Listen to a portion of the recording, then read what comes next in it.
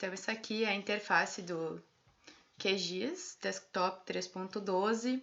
Aqui fica a barra de ferramentas, então, onde já tem várias ferramentas visíveis, disponibilizadas. Aqui no primeiro é onde a gente pode criar um novo projeto, adicionar um projeto já existente ou salvar o nosso projeto. Aqui são algumas ferramentas de edições e algumas outras ferramentas de vetor, de raster, os plugins que a gente pode incluir para o QGIS. E aqui a opção de ajuda, que é muito boa, ajuda realmente bastante para quem tem algumas dúvidas de ferramentas. Então, essa aqui é a barra de ferramentas. Algumas a gente pode notar que podem faltar. A gente clica com o botão direito, então consegue ter acesso a elas. Por exemplo, a gente pode desmarcar a opção de edição de raster ou colocar novamente aqui. A gente pode mover para cá, como então achar melhor. Aqui é onde a gente inclui então os dados vetoriais, os arquivos vetoriais e os arquivos em raster. E essas são opções de outras extensões de arquivos que o QGIS também comporta. Aqui eu já deixei aberto então alguns exemplos de arquivos vetoriais, que é o que eu vou mostrar primeiro. Então, esse aqui é um arquivo vetorial, um shapefile de polígono do Brasil, onde tem as delimitações dos estados. Então, aqui no programa a gente pode ver que aparecem as coordenadas, conforme eu ando com o cursor do mouse, as coordenadas latitude e longitude, elas aparecem. Aqui é a escala que a gente está de visualização, quanto mais a gente aproxima, vai modificar, afasta. Aqui aparece o sistema de projeção de coordenadas, o datum que a gente está então utilizando nesse projeto. Ele deve ser sempre o mesmo para todos esses arquivos aqui, para que a gente consiga gerar produtos cartográficos a partir então desses dados que estão aqui. Então, o que a gente pode fazer? Esse aqui é um shapefile, um arquivo vetorial, onde tem uma tabela de atributos. A gente clica com direito em cima do arquivo e mostra essas opções aqui de duplicar, de remover, de editar as propriedades do arquivo. Eu vou entrar então na tabela de atributos. Aqui a gente pode ver que tem o número de identificação, é uma linha, são a coluna de identificação, a coluna de nome, de sigla, e essas aqui são os estados por linha. Então, se eu clicar aqui, por exemplo, no estado do Maranhão, vai selecionar o estado. Marcar Santa Catarina, logo então vai aparecer Rio Grande do Sul aqui. Então ele vai ficar selecionado. Para nós fazer a seleção, é só apertar aqui. Certo, então a gente tem uma tabela de atributos, dados qualitativos associados então ao nosso arquivo espacial. Então, qual operação que a gente pode fazer? Se a gente for em propriedades, a gente pode ir em simbologia e botar uma simbologia categorizada. Se a gente colocar classificar, precisamos colocar aqui a coluna que a gente quer que ele classifique, então a partir do nome. Ele vai colorir o mapa, então vai ficar um mapa temático, cada estado vai ter uma cor. Se a gente botar aplicar, ele vai então colorir o nosso mapa. Eu não quero fazer nenhuma operação, não quero gerar nenhum arquivo aqui, porque o programa ele pode demorar um pouco, apesar dessa operação ser extremamente simples, mas algumas podem travar um pouco o programa, então eu quero otimizar essa apresentação, então eu já deixei pronto aqui. Se nós colocarmos lá OK, então ele vai categorizar o nosso mapa, que estava somente em laranja, agora por cor, cada estado tem uma cor. E se a gente pegar então, entrar nas propriedades desse mapa com cor, formos aqui em Labels, então a gente vai colocar para ele associar o nome de cada estado ao seu estado. Então, a gente vai aqui na coluna Nome e coloca Aplicar. Se colocarmos Aplicar, então nós teremos um mapa do Brasil, cada estado com a sua cor e com o seu nome. Então, essas são algumas operações simples que a gente pode fazer num arquivo vetorial. Aqui, nós temos, então, algumas ferramentas para criar buffer e fazer a diferença, então recortar ou unir shapefiles e, entre outras, tem diversas ferramentas que o Help, então, pode nos ajudar. Então, aqui eu tenho um outro arquivo que é disponibilizado, é online pelo Google Satélite, então é uma imagem de satélite do nosso globo, por isso ela é tão pesada. Eu não vou movimentar muito ela porque ela pesa bastante, mas aqui a gente pode incluir diversas imagens de orbitais que a gente adquire das plataformas que a Taina já comentou.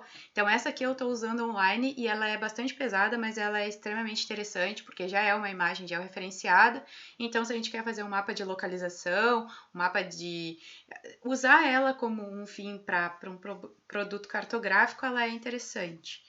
Então, a gente pode colocar, sobrepor camadas, isso é uma opção muito interessante do SIG, é um dos fundamentos do SIG, que nós conseguimos, então, sobrepor essas camadas. Então, aqui, como exemplo. E aqui, então, ó, já temos um procedimento que ele pode levar um pouquinho de tempo para fazer, apesar de ser tão simples.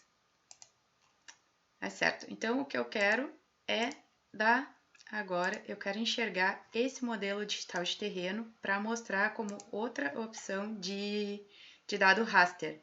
Vamos ver se ele carrega aqui. Então, eu coloquei lá, então, para aproximar a camada, apareceu aqui a nossa imagem do satélite e o nosso modelo digital de terreno. Então, esse dado aqui, raster, ele foi obtido a partir do site da Prefeitura de Joinville. Esse aqui é um morro que existe no município de Joinville, então eu trouxe como exemplo de uma análise que a gente pode fazer a partir de um dado coletado de uma base gratuita. Então, esse é o modelo digital de terreno, a partir dele nós conseguimos extrair um mapa de declividade. Então, se a gente colocar aqui, ó, no identificador e clicar em áreas mais brancas, então a gente tem aqui a declividade de aproximadamente a cota, então de altitude, aqui estamos no MDT, de 118 metros. E se então clicarmos sobre a figura de declividade, então clicamos aqui, ó, 22 graus, ou aqui também, 28 graus e assim, então modifica a declividade. Então, o que a gente pode fazer a partir de um modelo digital de terreno? Se clicarmos aqui, que essa aqui é uma ferramenta onde a gente consegue extrair as curvas de níveis a partir do modelo digital de terreno. Então, aqui nós colocamos o MDT, podemos então colocar a distância que a gente quer entre as curvas e dar então o run, que ele vai fazer já esse arquivo aqui vetorial de curvas de nível. Então, tendo isso mostrado, essas são algumas operações que a gente pode fazer de uma análise ambiental sobre rasters ou arquivos vetoriais. Aqui nós temos então as opções para raster. Certo. Então, aqui a gente tem dois arquivos agora, um raster e um vetorial. Temos uma imagem do Google Earth do município de Joinville, em Santa Catarina, e as curvas de nível de um morro do município. Então, o que a gente pode gerar agora é um mapa. Então, nós clicamos aqui, vamos colocar um nome para o nosso mapa. Que no caso, nesse eu criei que o objetivo é mostrar as curvas de nível, então, desse morro. Ok.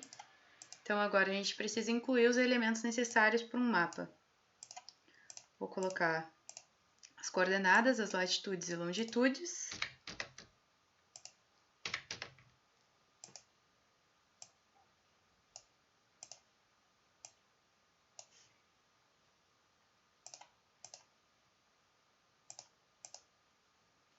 Certo? Vou arrumar a fonte. E diminuir então a precisão dessas coordenadas. Pronto, elas estão então em coordenadas UTM, né? Em métricas. Certo? Vou clarear um pouco mais meu grid. Então tá, agora eu vou incluir um título.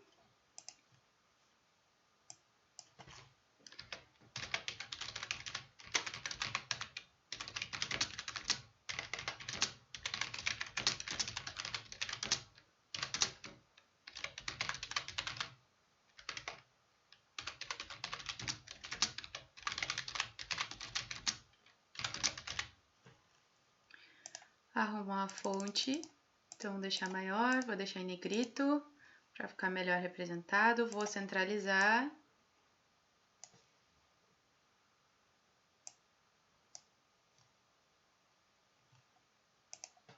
Certo.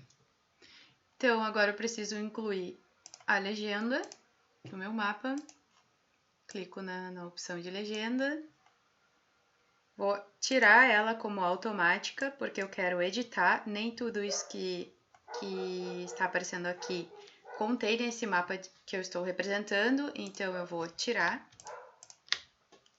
Apertei na tecla Ctrl, selecionei o que eu quero tirar. Então eu vou representar as curvas de nível. Aqui é a opção de editar o nome.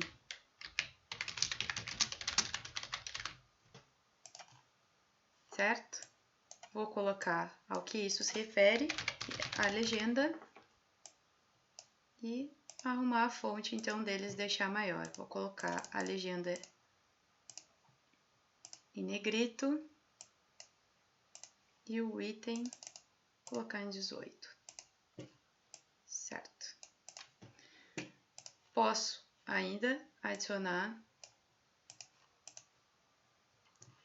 Então agora vou adicionar a minha seta de norte, ou seja, a minha orientação do mapa. Eu preciso indicar para onde está o norte, para onde esse mapa está orientado. Então, incluir a seta aqui. Pronto. Então agora eu vou incluir a minha escala do mapa. Ok?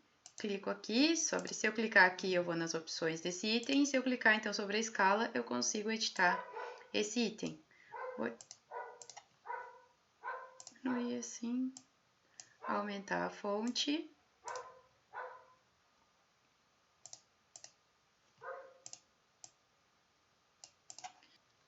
Então agora a gente tem o nosso mapa representando as curvas de nível com as latitudes e longitudes indicadas, o título do nosso mapa, a legenda, a orientação, a escala e as fontes, então, e quando o mapa foi elaborado. E também é interessante colocar por quem esse mapa foi elaborado.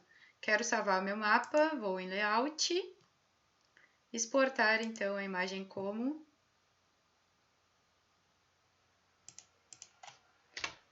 Vou colocar aqui, então. Vou salvar em 300 dpi, a gente pode aumentar, vai aumentar a resolução do mapa final. E agora ele vai indicar, então, que o mapa está salvo. Ó, o mapa está salvo. Volto, quero salvar esse projeto. Então, como o meu projeto já está salvo, eu posso apenas clicar aqui, ou projeto, salvar como. E aí, então, eu boto o título do meu projeto e salvo. Vou substituir, que no caso meu já estava salvo.